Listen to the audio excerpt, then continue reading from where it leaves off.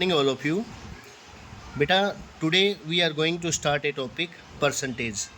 अब बहुत से बच्चों को परसेंटेज में दिक्कत आती है। परसेंटेज में क्वेश्चंस किस टाइप के होते हैं वो आप देख सकते हैं।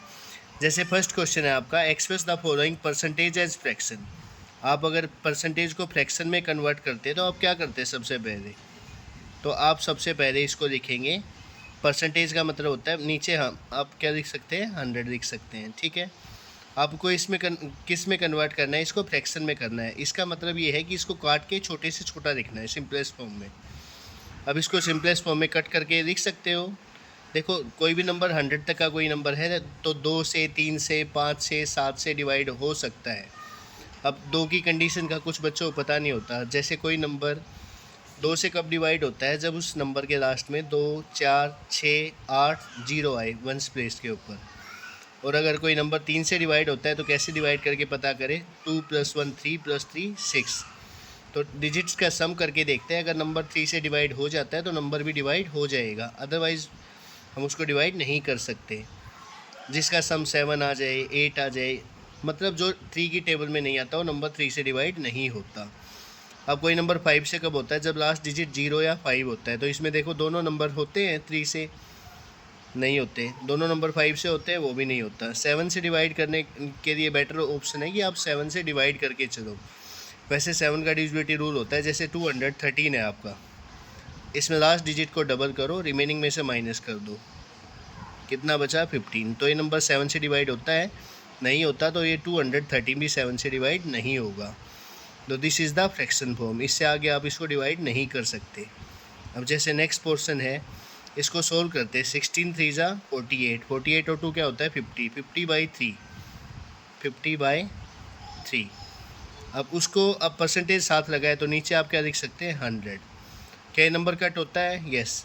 पीछे 0 है, 0 मतलब 10 से डिवाइड करना। 1 0 काटते हैं तो 10 से डिवाइड करना होता है, 2 0 काटते हैं तो 100 से डिवाइड करना होता है। अब देखो 5 1 ज़ा 5, 5 से कितने हो गया? 2 पे।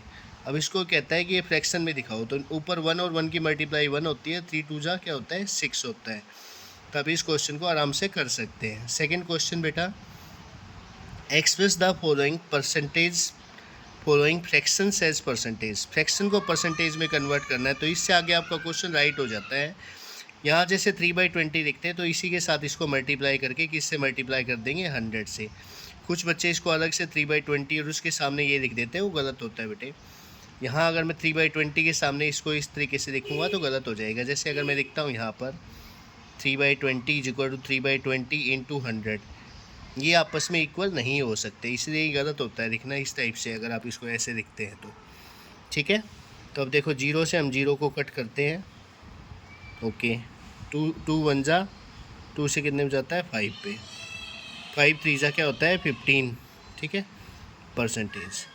अभी अगर इसको मैं 100 से मल्टीप्लाई करता हूँ तो देखो सबसे पहली बात तो इसको कन्वर्ट करना पड़ेगा। तो इसको क्या लिख सकते हैं? 5 4 ज़ा 20 और 3 23/4।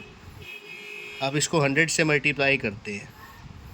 ठीक है भाई, अब देखो इसको कट कर सकते हैं। 4 1 ज़ा 4 से, 4 2 ज़ा बचा कितना? 2, 4 5 ज़ा 25 को 23 से करेंगे। 25 3 ज़ा क्या होता है बेटे? 75। 25 2 ज़ा 50 और 7 कितना हो जाएगा? 57। आपका परसेंटेज में आंसर है। देखो आपका आंसर यही से आपको पता चल जाता है कि परसेंटेज में जब कन्वर्ट करते हैं, होल नंबर है, जैसे होल नंबर 5 है तो 500% तो है ही आंसर। इससे ज़्यादा जो भी आता है वो आपका इसके अंदर 3/4 से कन्वर्ट करके निकलता है। ठीक है, अब इसके आगे करते हैं बेटा। इसके बाद करते हैं express the decimals fractions. Express the fractions below as decimal and express decimals as percentage. सबसे पहले तो इसको डेसिमल में कन्वर्ट करना है, उसके बाद हम क्या करेंगे? उसको परसेंटेज में कन्वर्ट करेंगे। तो देखो बेटा सबसे पहले क्या करता है? 3 को 8 से डिवाइड करना है। अब 3 को 8 से डिवाइड नहीं कर सकते तो हम पॉइंट में लेके चलेंगे इसको। ठीक है, 8 से करते हैं 30 को, कितने में जाता है? 8 3 ज़ा 24, बचा कितना हमारे पास? 6। हमने क्या उतारा? 0। 8 7 ज़ा 56, बचा कितना हमारे पास? 4। हमने क्या उतारा वहाँ पे? 0। यहाँ पे हमारा कितने में गया था? 3 पे, 7 पे। अब कितने में जाता है? 5 से। 8 5 ज़ा क्या हुआ? 40। ठीक है बेटे, अब यहाँ से हमारा ये आ जाता है 0.375। क्यों? क्योंकि यहाँ कितने डेसिमल्स हैं, 3 डेसिमल्स, तो आंसर में भी हमारे कितने डेसिमल्स होंगे, 3। इस तरीके से आप क्वेश्चन को कर सकते हैं। तो इसका आंसर डेसिमल में क्या है बेटा, 0.375। अब दिखाना है फ्रैक्शन में। फ्रैक्शन, अब देखो आगे क्या करते हैं, डेसिमल को परसेंटेज में शो करना है। डेसिमल को परसेंटेज में शो करना है तो हम 0.375 को किससे मल्टीप्लाई करते हैं, 100 से। 100 से मल्टीप्लाई करेंगे तो 375 0 इसमें कितने डेसिमल पॉइंट्स है, 3 डेसिमल पॉइंट है, तो आंसर क्या आएगा बेटा, 37.5। So what is our answer, this is 37.5%। Is it okay, clear है सभी को। देखो सबसे पहले हम क्या करते हैं, फ्रैक्शन को डेसिमल में दिखाते हैं, हमने दिखाया। उसके बाद डेसिमल को परसेंटेज में कन्वर्ट करना, मतलब 100 से मल्टीप्लाई करना है। 37.5 0 आया यहाँ पे, 37.5 लिख सकते हैं क्योंकि 0 की यहाँ पे कोई वैल्यू नहीं है, ठीक है। इसके बाद करते हैं बेटा 5 को 4 से डिवाइड करते हैं। 4 से 5 होता है डिवाइड, यस। 4 1 जा 4 1 0। अब 4 से कितने में जाता है, 2 जा पे हमने उतारा 2, यहाँ पे हमने 0 यहाँ से उतारी, इस पे 0 यहाँ उतारी थी हमने, 0। 4 से कितने में जाता है बेटा, 4 5 जा 20। देखो 1 पे गया था, 2 पे गया और 5 पे गया। What is our answer, this will be 1.25, ठीक है। इसके बाद अब 1.25 को अब ये कहता है कि किस में कन्वर्ट करो, पर आप क्या करेंगे, परसेंटेज में कन्वर्ट करेंगे। तो यहाँ पे करते बेटा 1.25, तो 125 0 आ जाता है। डेसिमल कितने, 2। तो what is our answer, this is 125%। Is it okay बेटा। नेक्स्ट क्वेश्चन है हमारा, express the percentage as decimal. Percentage को डेसिमल में शो करना है, तो सबसे पहले तो इसको फ्रैक्शन में शो करना पड़ेगा। 32/100 परसेंटेज लगा हुआ है, इसके लिए हम साथ में क्या लगाएंगे, नीचे 100 लगाते हैं। अब डेसिमल में शो करना है, इसको डेसिमल में क्या लिखते हैं, 0.32। क्यों लिखा, क्योंकि इसमें दो जीरो आती हैं, फ्रैक्शन में 2 जीरो आती है, तो आपके डेसिमल पॉइंट्स कितने आएंगे, 2। ये कैसा फ्रैक्शन है आपका, डेसिमल फ्रैक्शन है। ये कैसा फ्रैक्शन है, डेसिमल फ्रैक्शन। डेसिमल फ्रैक्शन कौन से होते हैं, जिसके नीचे 10 100 या 1000 आ जाता है, तो आपका डेसिमल फ्रैक्शन होता है। नहीं होता तो हमें उसको कन्वर्ट करना होता है। जैसे लास्ट क्वेश्चन में हमने किया था, हम उसको डिवाइड करके डेसिमल में दिखा सकते हैं नंबर को। देखो जैसे यहाँ पे नंबर है मेरे पास, क्या आएगा, 5/5:1/4 को क्या लिख सकते हैं, 21/4। परसेंटेज के लिए नीचे क्या लगेगा, 100, ठीक है।